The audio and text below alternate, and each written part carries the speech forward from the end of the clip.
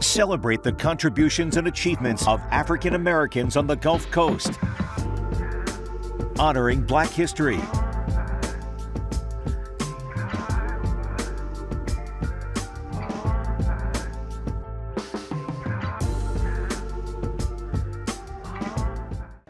Welcome to a very special edition of WKRG News 5's Black History Month special, commemorating a century of celebrating Black history.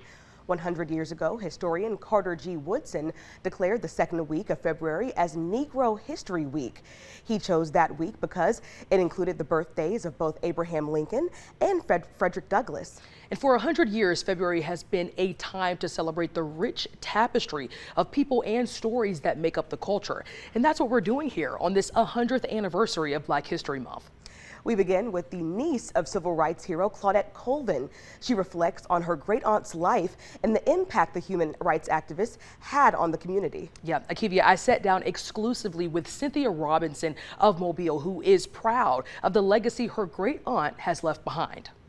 Claudette Colvin was only 15 years old when she refused to give up her seat to a white woman on a crowded, segregated bus in Montgomery, Alabama. Little did the teenager know at the time that her name would be forever entrenched in American history. She was not trying to become popular. She was not trying to start a movement, and she was not trying to be rebellious either. But she knew her worth. Cynthia Robinson lives in Mobile and is Colvin's great niece. She says she met her Aunt Claudette in 2017 at the family reunion.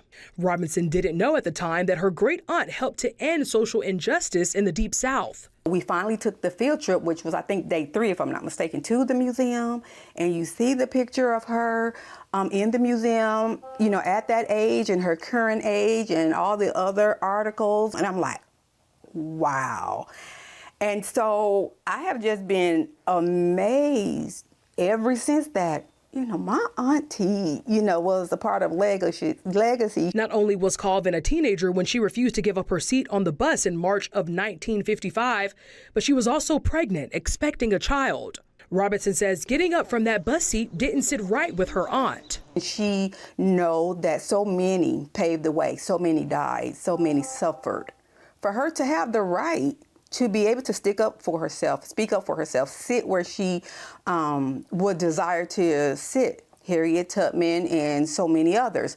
And so she said history kept her in her seat, and she refused to move. After refusing to give up her seat, Colvin was arrested and charged with violating segregation laws, disturbing the peace, and assaulting a police officer.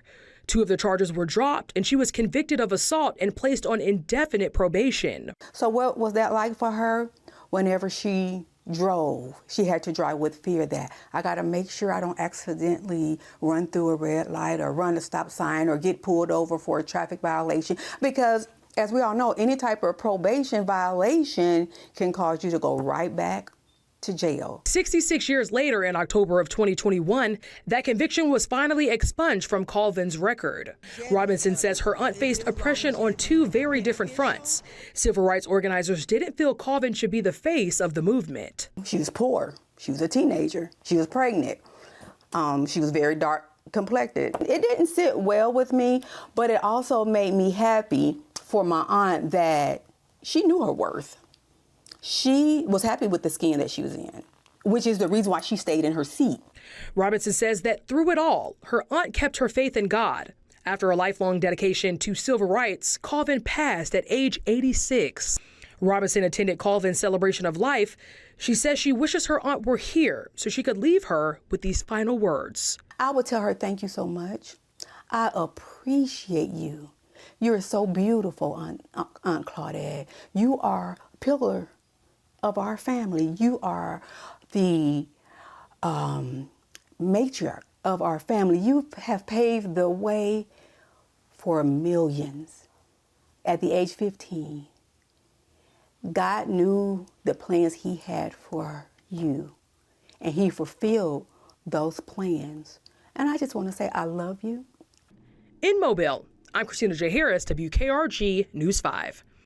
Now to New Orleans, the origins of the original Illinois club which shaped the city's Black Mardi Gras culture. As Christopher Leach reports, the club is considered the oldest African-American club in the world to host a debutante cotillion ball. Origins of New Orleans, Black Mardi Gras Society, the story of the Illinois clubs, is a new exhibition at the Louisiana State Museum's Presbytere. It covers the original Illinois Club and the Young Men Illinois Club. The original Illinois Club, a Black Benevolent Society club, is considered the oldest African-American club in the world to host a debutante cotillion ball.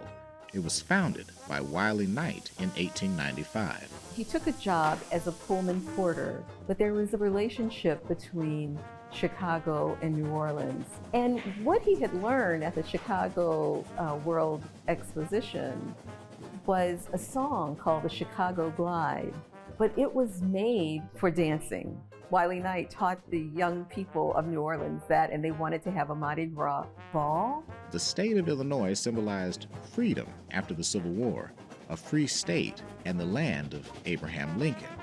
The Black porters would take copies of the national African American newspaper, the Chicago Defender, arming the Black community with knowledge of what was happening all around the country. And New Orleans, just like African Americans in the rest of the country, have a really long history of forming organizations. Those organizations were needed to make sure that we were treated with dignity and the rights that we were owed according to the Constitution. I remember my parents would go from one ball to another. I also had the privilege of being first maid for the original Illinois Club in 1968. I remember coming home from school one day saying, well, I'm going to the bunch ball with my friends tomorrow night. And my mother said, no, you're not. And I said, why not? She said, because you haven't made your debut yet. So I was not allowed to go to any public dance until I came out. But the night of my debut, what I remember was the club rented the presidential suite in the Roosevelt Hotel, and that's where we dressed. They had a separate room for us to eat. And, it was amazing because remember, back then, we weren't even allowed in these hotels. My dress was pink. It was lace, Alençon lace. We all had the most beautiful ostrich feather plumed fans because the theme for my ball was the old French Opera House. After 1870 and the Civil War, Black public celebration was seen as threatening to the new regime of whiteness, and carnival organizations in New Orleans at the time excluded Blacks except for a few traditions on the margins. Flambeau carriers lit the way for white parades with an ethereal effect at a time when there was no electricity.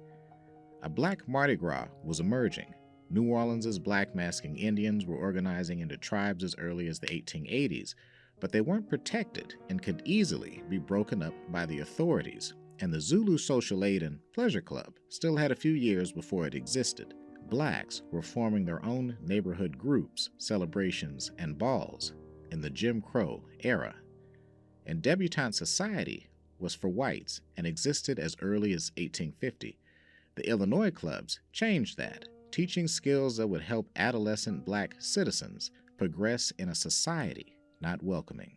All over the country, freedom manifested for Black communities during Reconstruction. Mardi Gras Society was just another example of an opportunity that needed to be afforded to everyone. The way Rex and Comus had their balls, we had our balls. It was important for us as a people to know that we were not being deprived of everything. So we had to have something that we could celebrate as a people, as a community. And so that's why these balls were important then. Christopher Leach, WGNO News. Well, thank you so much for joining us as we continue to celebrate 100 years of Black history. Up next, a record shop that's keeping the spirit and rhythm of Black culture alive deep in the heart of Texas.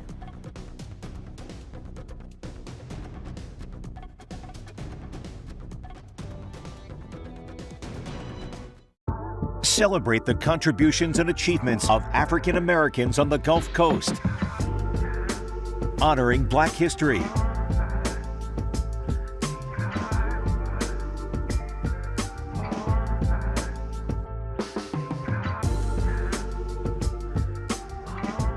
Welcome back.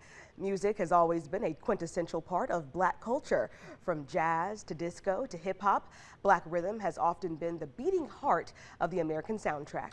A record store in Houston is not just serving as a place to buy records, but as a repository of Black art. I feel like the shirt gives the vibe. Do you have a favorite record? That's not a fair question.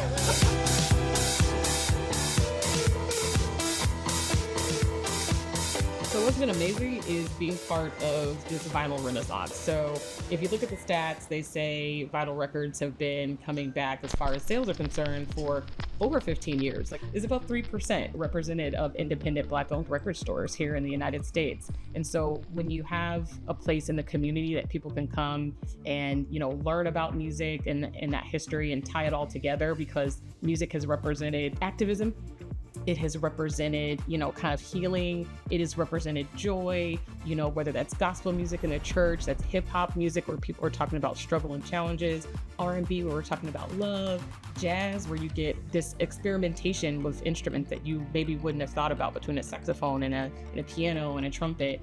Those sorts of artistic expressions really just represent so much about the human experience, and particularly in the Black community, where we've been able to tie together different generations by sharing that sort of music as well. I had records when I was a kid. I still have a couple of those. My grandma had some, so I'd be at the house listening to those, and just some records that I had from my grandma who had passed away that were still at my mom's house.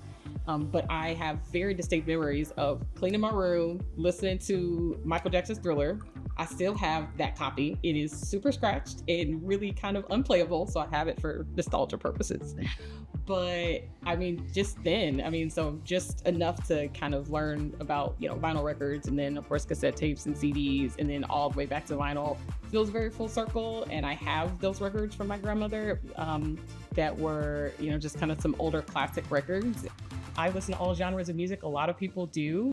Rock music is going to be Betty Davis. We're going to talk about, reggae music. It's going to be Jimmy Cliff or Bob Marley. This might be a little controversial, but disco is one of my favorite genres because it's just so joyful. It was so celebratory.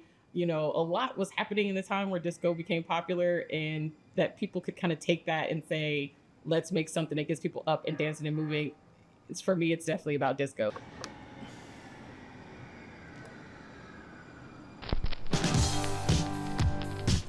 So when I think about that, I'm thinking about Donna Summer. I could listen to really her Bad Girls album, just something about that music that will always put me in a good mood.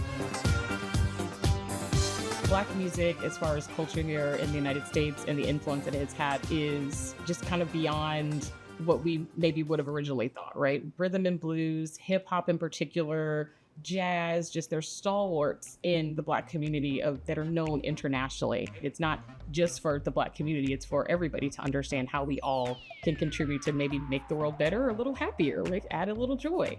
So one of those things for me personally was starting the Black History Month Vinyl Challenge, which I do on social media. And so the focus there is saying there are Black artists that we want to continue to highlight and support. So the challenge goes throughout the month, and every day there is a prompt that encourages people to post a vinyl record based on that post. And I've had people from all over the world join in. This is the third year that I've done it, but really it's just to continue to highlight, because same thing with physical media. A lot of these artists, and as we know, music, as far as physical release, was on vinyl.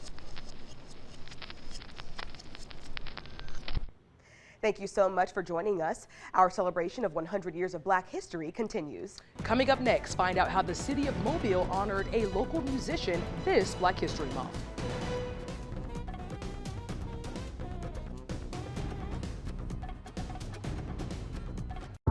Celebrate the contributions and achievements of African Americans on the Gulf Coast. Honoring Black history.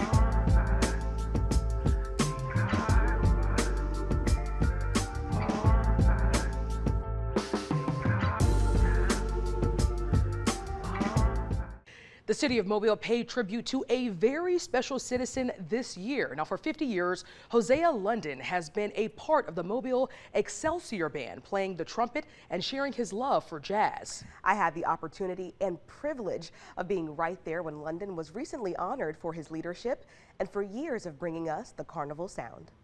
Every carnival season, parades hit the streets of Mobile. You can see purple, gold, and green for miles around, so you can't miss when these famous black suits come marching down the parade route. If you put on this, right, and you put on a cap, I promise you, people are going to walk up to you and say, you must be an Excelsior band. An iconic look with a sound we all know. And an important link to black history that may be new to some. It was started by black firemen at the firehouse on Dearborn Street that is still there. This was the first volunteer fire department in the state of Alabama. So a lot of them played instruments when they were not fighting fires. And so became the Excelsior Band in 1883. Hosea London has been playing trumpet for the band for 5 decades, but his love for music began early in life. I just grew to really like the trumpet. I played for the church when I was like in the 5th grade, when I really couldn't play anything. My parents had bought a trumpet, and there was no doubt about whether I was going to play it or not. So I had to take the time to learn how to play something, and it just kind of went on from there. Playing throughout his childhood, high school, and college years, eventually joining Mobile's Excelsior Band in 1976. At that time, Mobile had a musicians union, so it was AFL-CIO union, and they needed a trumpet player to play in the Excelsior Band. They sent me down to the Civic Center with a suit, and just like this, but they didn't tell me anything. They didn't tell me what I was going to do, and this Excelsior Band operates like that to this day. Not always walking into each parade or event with a plan, but with instead a chemistry that can't be coached. Now London wants to pass down his love and knowledge for jazz to the next generations. Traditions are something you have to teach younger people, because you have to pass it down. You know, if you don't have younger people to receive it, or somebody to teach it, then the tradition dies. To honor his legacy and leadership, Mobile Mayor Spiro Chirigatis surprised London in Mardi Gras Park, declaring February 17, 2026, Hosea London Day. This just really means so much, not just for me, but for the Excelsior Band, who has been just really great representatives of Mobile. We have people who come from all over the country to Mobile, and we talk about the Excelsior Band, but we talk about Mobile. It's a great honor. An honor and a love he won't be letting go of anytime soon. I'll be in the band until I can't play no more, because I love playing music, so I'll do that, forever. In Mobile, Akivia McFarland, WKRG News 5. Well, thank you so much for joining us. We've got so much more to come. That's right. Coming up next, Black storytellers take center stage. Find out how the Museum of Broadway is celebrating Black history. Celebrate the contributions and achievements of African Americans on the Gulf Coast. Honoring Black history. Welcome back. Many Black storytellers have shaped the history of musical theater, and at the Museum of Broadway, an exhibit has brought to life that rich legacy. As Zane Caldwell shows us, the museum is looking to change how people think about the history of Broadway. At the Museum of Broadway, visitors can journey through centuries of theatrical history. Now, a new exhibit takes center stage, spotlighting the enduring legacy of Black playwrights, lyricists, composers, and authors who have shaped Broadway's history. Ben West is a musical theater artist and historian. There are a number of Black authors in the musical theater space, I will say in particular, who are often overlooked. So it's incredibly important, I feel certainly, and I think the folks at the museum feel, to recognize these voices and to understand the context and to understand where we come from. Crafting Excellence, Black Storytellers of Broadway is an exhibit highlighting the contributions of more than 40 trailblazers whose original plays and musicals have graced the Broadway stage. It focuses on artists from the past and present. It's about, for me, being comprehensive in the coverage. So do we have folks from the turn of the century? Do we have folks mid-century? There was, for example, a wave of Black work in the 60s and 70s. Do we have that represented? The installation showcases artifacts like this stage model of MJ the Musical, and iconic costumes from popular musicals like The Color Purple and Choir Boy. This dress was worn by the late Tony Award nominee Eartha Kitt in The Wild Party, a musical directed by George C. Wolfe, who was also honored in the exhibit. He co-authored the book for that particular show. It takes place during the Jazz Age, and it is based on a poem. The walls are adorned with dozens of Black Broadway icons, including the legendary James Baldwin.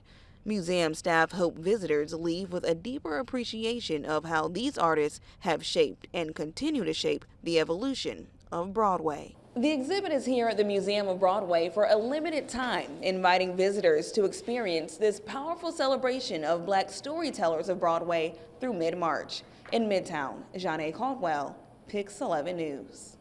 We appreciate you for coming along with us as we recognize the culture, stories, and histories of Black America. Here's to 100 more years of celebrating Black history and then some.